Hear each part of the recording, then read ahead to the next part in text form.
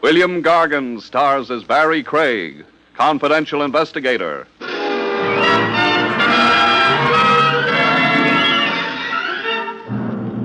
When the high cost of living gets your nanny, folks, walk that last mile with a guy whose only gripe is the high cost of dying.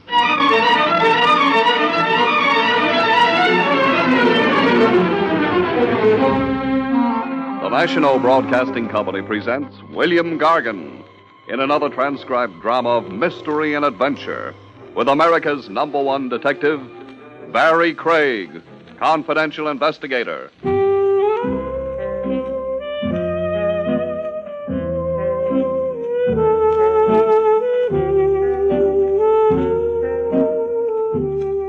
Barrie Craig speaking. Over the hot stove, winters, while lubricating your tonsils with a hot toddy and wondering how long to spring, freelance operatives pass the time exactly the way barbers, ball players, and bookies pass the time. They talk shop. The toughest case you ever worked, the arch criminals you've met, and the pat alibis you've ripped to shreds. Men will be kids, and you pin a medal on yourself.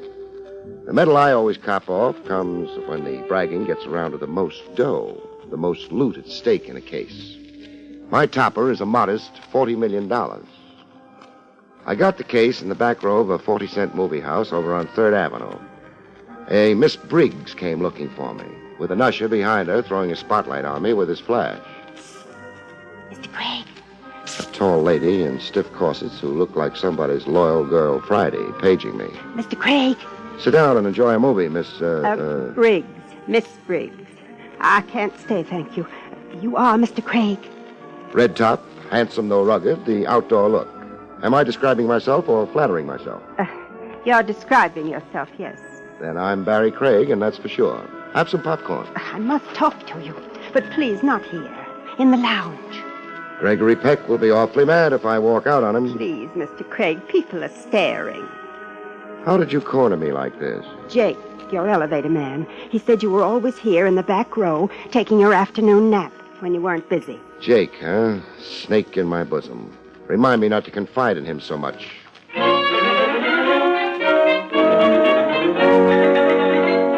In the lounge, Miss Briggs dropped the case in my lap. This cablegram came to my office today.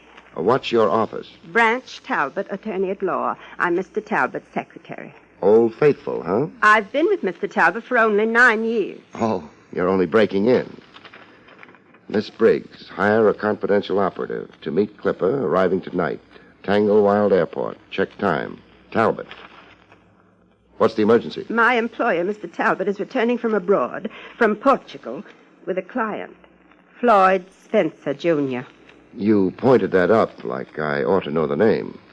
Floyd Spencer, Jr. Let me think. Oh, the neochromite heir. Golden boy who inherits an industrial fortune. Estimated at $40 million. The late Floyd Spencer, Sr. was very rich. You're forcing me to agree. I'm vague on the background. I've got a block against heirs. All I was left was a shaving mug and a second-hand toothbrush. The Floyd Spencer separated more than 15 years ago when the boy was 6. Mrs. Spencer lived abroad in Portugal as a voluntary expatriate. The boy was reared and educated there. And now, with Spencer Sr. dead, she's coming home with Sonny Boy. No. Mrs. Spencer died in Portugal some weeks ago. The boy is coming home. I mean the young man. My employer, Mr. Talbot, has been the Spencer family attorney for a very long time. The Spencer family's now dwindled down to Floyd, Jr.? And an uncle, Uncle Stanley, the late Mr. Spencer's brother. Why am I being hired? Well, Mr. Talbot is worried. There were 2 incidents in Portugal. Clarify, please. Accidents involving Floyd, Jr. Accidents on purpose? Is that why Talbot's worried? I believe so, yes.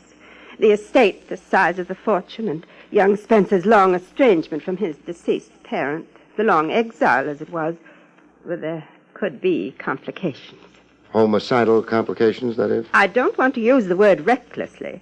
A nice restraint, Miss Briggs. My compliments. $40 million. That grade of cabbages doesn't always excite the best behavior in people. This check is your retainer. $1,500. This grade of cabbage, Miss Briggs, always excites the very best in me.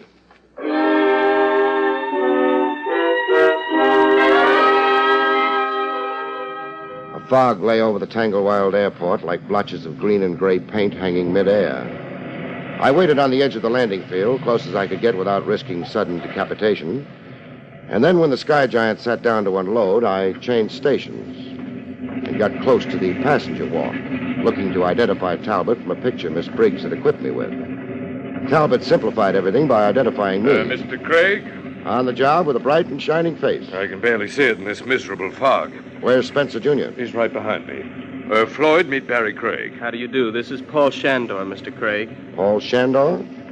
Where does he fit into the party? Don't be an obvious detective, Craig, please. Stick your hand out, Talbot. What for? 1,500, your retainer. You're getting it back. But I don't want it back. If I'm responsible for the safety of Junior here, I want to know who's who in the party and why. Well, Paul Shandor is my traveling companion and friend, Mr. Craig. That answers my question. Now, introduce me all over. Paul Shandor, Mr. Craig. I'm happy to meet you, Mr. Craig. No offense intended, Paul. I was just being thorough. Oh, I understand, of course. You are Floyd's protector. And I worry about it. Golden Boy here stacks as high as the national debt. We'll wait right here until everybody's off the field and gone. After that, we'll leave through a route I've mapped out. Craig, are these precautions admirable as they are? It's why you hired me, Talbot. So let's not be impatient, huh?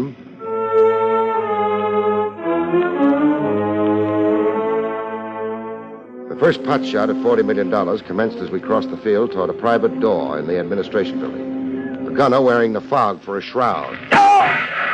Hit the dirt, everybody, and stay down. Who was it got hit? I did, Mr. Craig. My leg. Your $40 million leg. It's 20 yards to the door. Crawl toward it, everybody. Crawl? Now, Craig, I'm in charge, Talbot. It's crawl, infantry style. There's a killer out there making the fog work wonders for him. Stand up and you're a goner.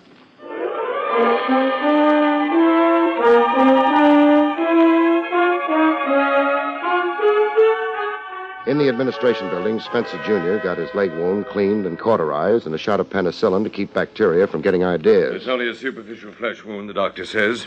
Thank the fog for that. Well, the fog saved Floyd's life, yes, but it also enabled the assassin's escape. If he's escaped. If he... Well, I don't understand. Walk with me, Talbot. I'd mapped out a route, I said. A plan, remember? Yes? An empty field. Then through a private door.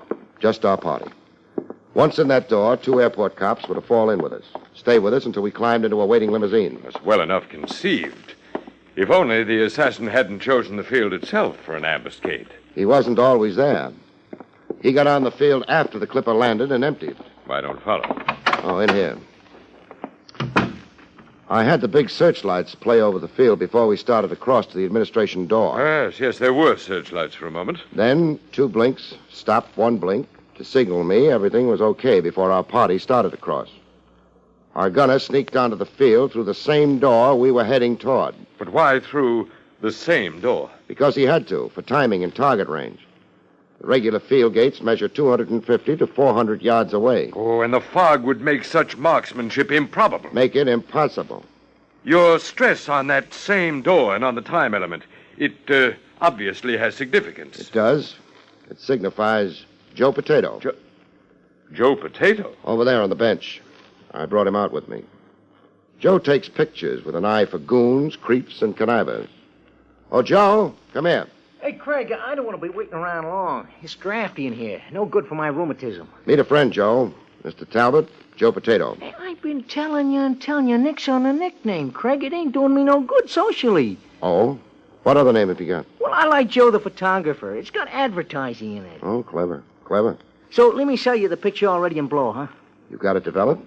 I told you the box I work is automatic. It's got its own developer built in the back. Now, here's the picture. Now, give me what you promised me. Here you are. 20. Oh, I'm rooked in this deal. Freezing out here for hours for a lousy 20 I'll be spending on radio diathermy. This picture, Craig, may I see it? Sure. You believe this fellow to be the assassin?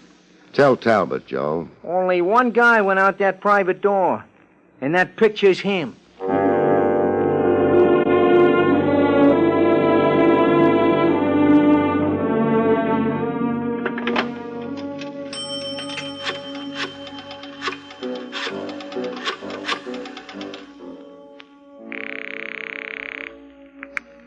Police headquarters. Trev Rogers. Speaking. Oh, Barrie Craig. You sound far away. It's Alaska, I hope. Tanglewild Airport, Long Island. Sorry. There's a clipper leaving for Hindustan in an hour. Climb aboard it, Craig, with a one-way ticket. There's a character in balloon pants leaving here for your office in 3 minutes. Joe, the photographer. Joe Potato. He just changed his name. Why are you sending him to me? He's carrying a photograph. A face you see on post office circulars. Check it with your rogues gallery file. What's the rap? Hunting out of season. The game warden's office is in Albany. When you've got something, try phoning me at the Floyd Spencer Estate, Twin Oaks in Southampton. Don't wait at the telephone, Craig. You'll grow a long gray beard. So be a traitor to your police oath. What's one more killer on the loose? Kill it.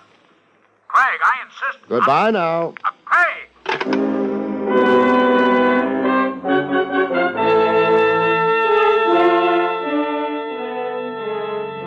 When Spencer Jr. dropped the anguished look from his royal kisser, I questioned him privately in my jalopy driving to the Spencer place, with Talbot and Shandor gone on ahead.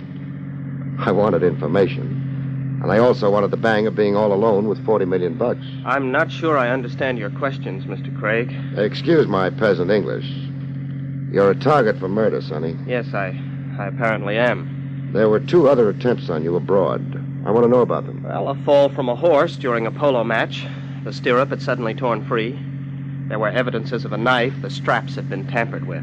Attempt number 2? After dinner one night, I became violently ill. A ptomaine attack. I was rushed to a hospital. Your food had been poisoned? I suppose it was, yes. Whom do you suspect? Nobody.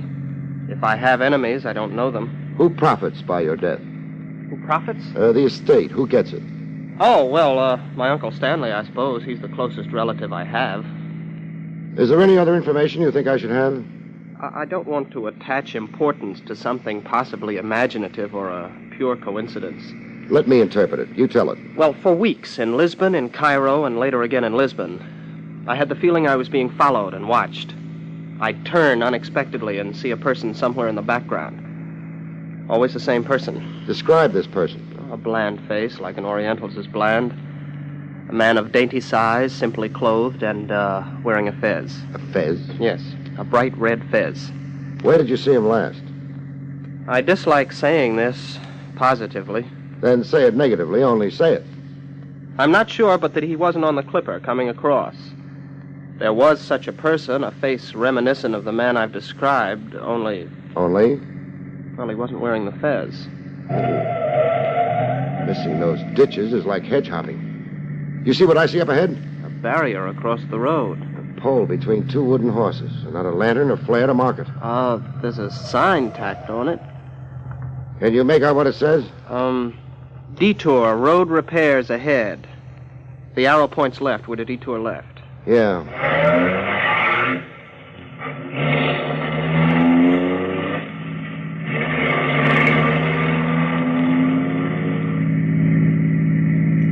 Hey, this is a road like a wagon trail. Hey, how high does this climb? When do we connect back with the main road? Well, the visibility's worse. I suggest your bright lights. They're on, for all the good they are. Hey, we're risking our necks. Mr. Craig, a dead end. Dead end? It's off the mountain, you mean? Cross your fingers, I've got to crash.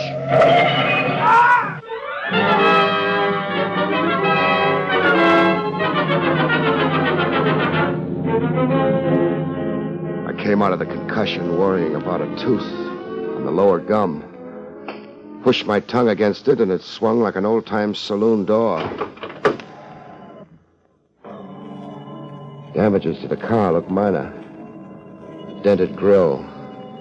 The hood with folds like corrugated cardboard.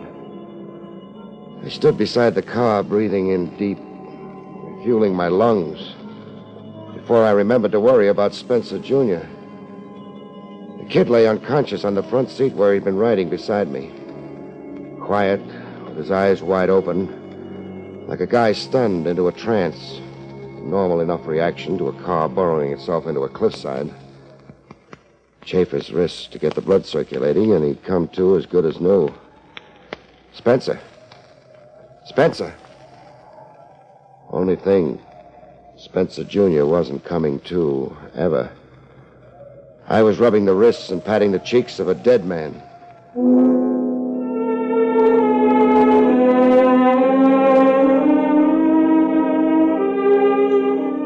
determined the cause of death by tracing a trickle running down his cheek.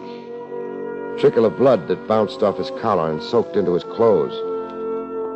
A head injury over the ear. But it hadn't come from the crash. The real cause of death had a touch of voodoo. Floyd Spencer, Jr. had been shot in the head.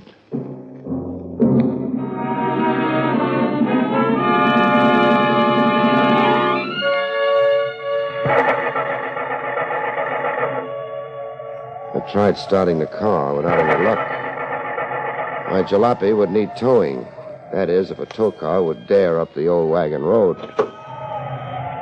I was standing around keeping a corpse company and wondering how to get both of us back to civilization when the Fez rode into the picture. A car tooting its horn and shimmering its lights up the old wagon road toward me. I watched the car door open and a Fez pop out. A bland face like an Oriental's, a man of dainty size, just as Spencer Jr. had described him. Your car is disabled? Your eyesight's better than that. It crashed. Yes, now I see. And your companion, where is he? Dead on the front seat. Dead? From so small a collision? Dead from a bullet in his brain. So? Who are you? Marcel Surac. How did you come to be tagging up here? In pursuit of you, of course. What detained you? I've been admiring the landscape up here 15 minutes at least. I lost contact with you on the detour. The phony detour, the way I figure it now. Somebody rigged that detour to send me up a mountain that spiraled to a dead end. Yes. The detour was, how do you say, manufactured. I examined it. I didn't. I still want to know how you caught up with my party way up here. Your tire tracks. In the pitch dark with headlights swallowed up in mists? I am very expert in scientific pursuit. Yeah, I heard. Cairo, Lisbon. And on the Clipper without your Fez. You stayed closer to the late Spencer Jr. than his skin. Why? For the present, I do not care to divulge. Change your mind, mister. The kid was murdered while we both lay unconscious after that crash. Someone waited up here for a free shot at the kid if I miraculously kept the car from going over the cliff. He was in my care, and I flopped. I fell for the detour gag. Now talk, or I'll tear you apart. It is so very foolish. Force will not succeed. It won't, huh? Let's see if you're right. You are so very foolish. No! Force will not succeed, I am pleased to remind you. That fancy flip that sent me sailing. What's the trick? Jiu-jitsu. I am the finest exponent of jiu-jitsu in the world. Oh, let's have another go at it. No, this time I will shoot you. A gun, huh? You are under arrest, Mr. Craig. Come again? I am a confidential investigator. You're a confidential investigator? Licensed by the governments of Egypt and Portugal. In my pocket, I have credentials and a letter of introduction to your authorities. What's the charge against me? Murder. I am sure that you have murdered the young man Floyd Spencer, Jr.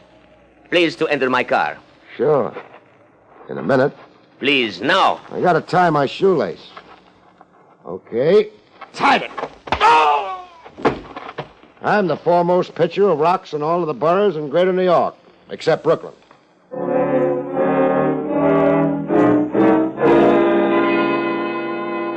After frisking Surac and studying a flock of papers he kept in what looked like a diplomat's wallet, I turned him over to the New York police, credentials and all. It's an official case now, Craig, of public concern, too big for you to dominate. What's your verdict on Marcel Surac? He is what he says, a confidential investigator. Detailed by whom? The authorities in Lisbon. I've checked by transoceanic telephone. Those two attempts on the Spencer Air were an embarrassment to Portuguese officialdom. As an official gesture, they assigned Surac to watch over the boy, protect him, perhaps discover who was plotting against him. How is Surac? In Fullersham Hospital, recovering from a broken head. You really beat him. A reflex reaction. He threw a gun on me. Did you identify that picture Joe the photographer brought you? I did. Wally Mavis, a Detroit import. He was a killer for hire. Did you say was?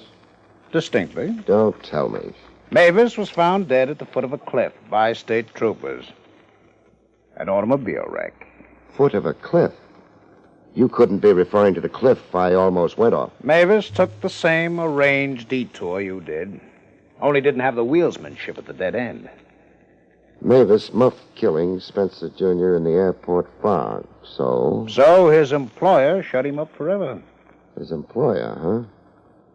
Trav. Yes. The hired killer, Wally Mavis. Has news of his death gotten out yet?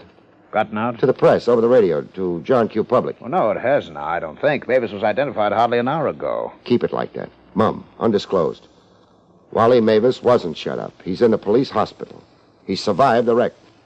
I see your scheme. I'm so glad you do. Just don't gum it up, huh?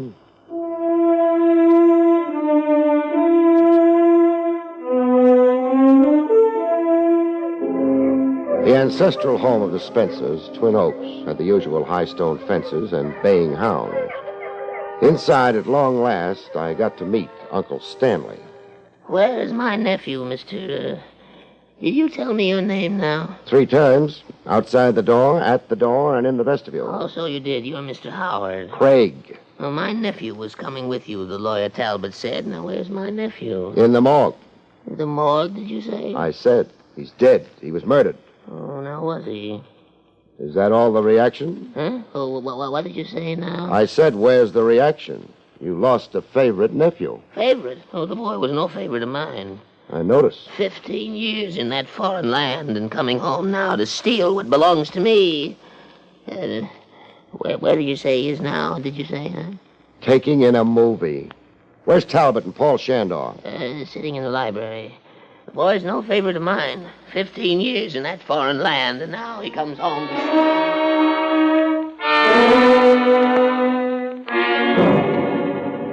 In the library, Talbot managed a look that said he'd like to see me boiled in oil. You were criminally derelict, Craig. I fell for a phony detour. Young Spencer was entrusted to your charge, and now he's dead. Any excuses don't stand with me. Is that a threat, too? Who engineered young Spencer's murder? Well, how should I know?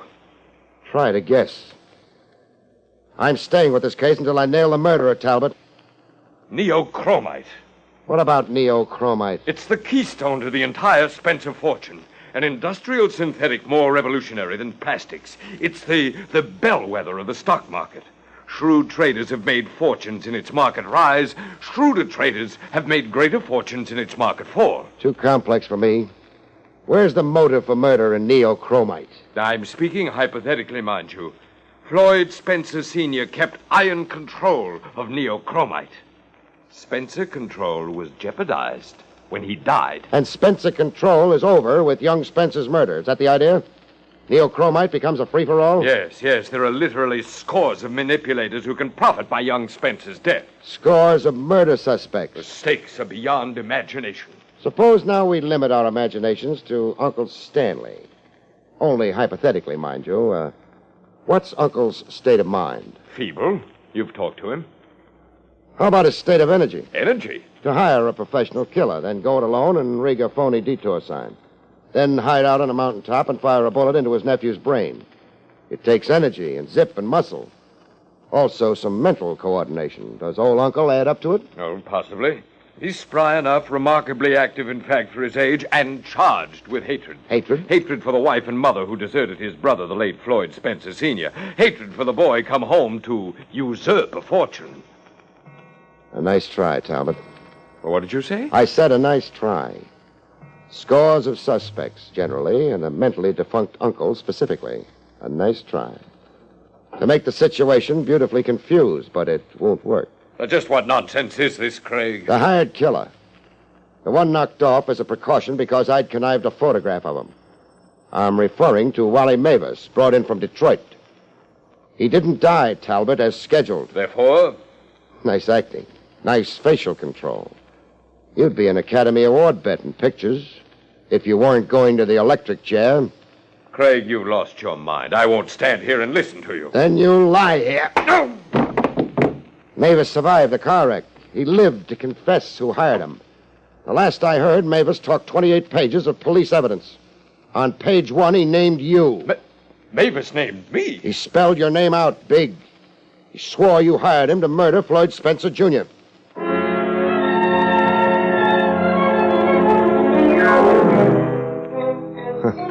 An old psychological police trick with a beard like Rip Van Winkle's.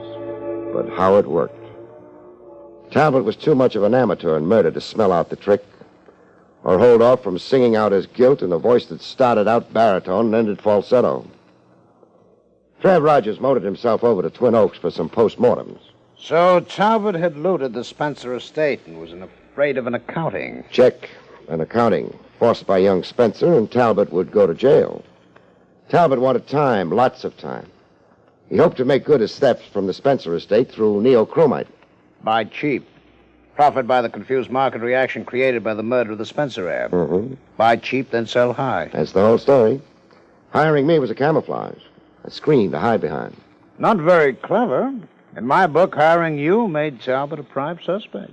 In my book, too, right from scratch, so let's not brag. Too bad about young Spencer.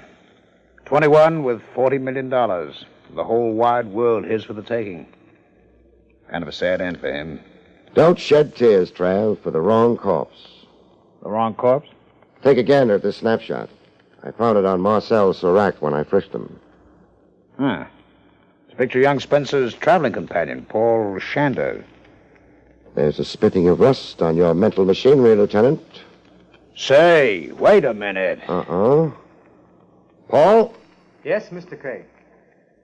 Marcel Serac wasn't interested in a Paul Shandor.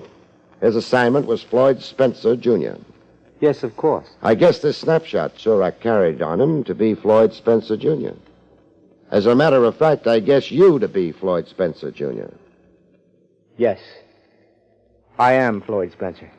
You changed identities with Paul Shander? Yes, in Lisbon, before Mr. Talbot's arrival. It was Paul's idea to cheat cheaters, he said. To ensure that I lived. Quite a beau geste.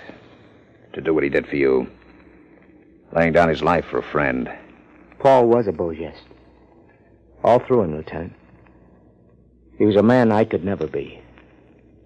We made a bargain when we exchanged identities.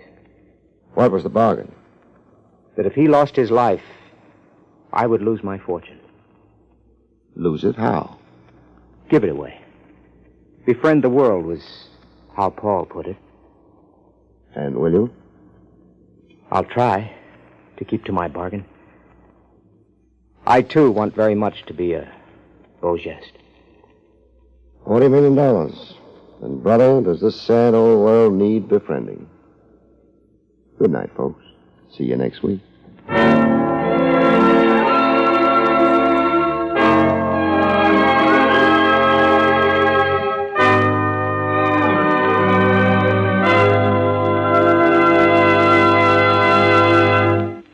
You've been listening to William Gargan in another exciting transcribed mystery drama from the Adventures of Barrie Craig, confidential investigator. Tonight's story, Motive for Murder, was written by John Robert. Next week, it's the strange story titled Murder in Mink, about which Barrie Craig has this to say. Next week, I meet a girl who has lost a mink coat, a man who has lost his head, and a corpse which has lost its life. See you next week, folks.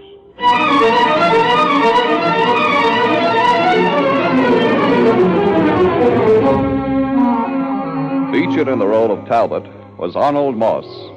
Barrie Craig, starring William Gargan, was under the direction of Hyman Brown. This is Don Pardo speaking.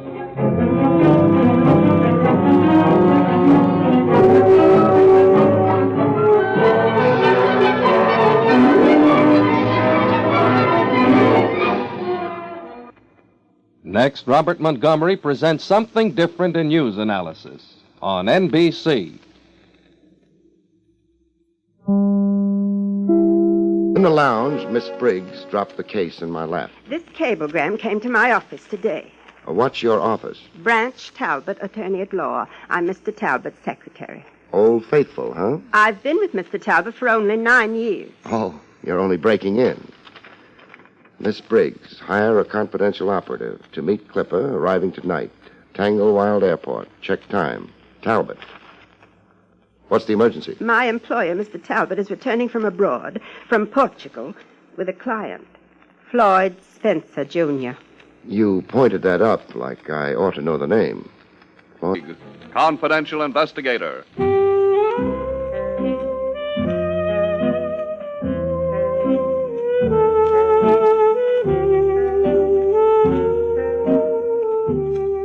Barrie Craig speaking.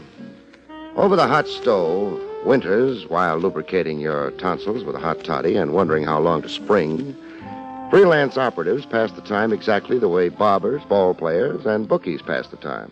They talk shop. The toughest case you ever worked, the arch criminals you've met, and the pat alibis you've ripped to shreds. Men will be kids, and you pin a medal on you. William Gargan stars as Barrie Craig, confidential investigator.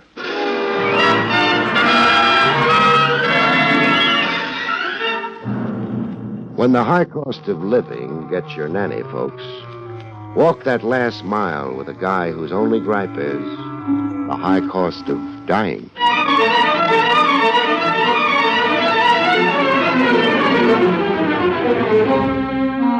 The National Broadcasting Company presents William Gargan in another transcribed drama of mystery and adventure with America's #1 detective, Barrie Craig. Handsome though rugged, the outdoor look.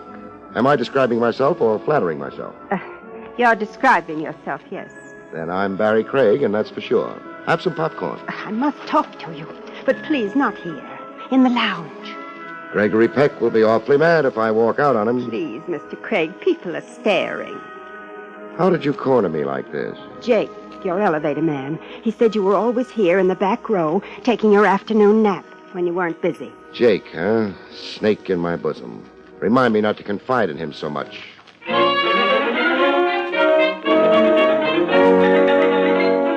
Yourself. The medal I always cop off comes when the bragging gets around to the most dough, the most loot at stake in a case. My topper is a modest $40 million. I got the case in the back row of a 40-cent movie house over on 3rd Avenue. A Miss Briggs came looking for me, with an usher behind her throwing a spotlight on me with his flash. Mr. Craig. A tall lady in stiff corsets who looked like somebody's loyal girl Friday paging me. Mr. Craig. Sit down and enjoy a movie, Miss, Briggs. Miss Briggs. I can't stay, thank you. You are Mr. Craig. Red top.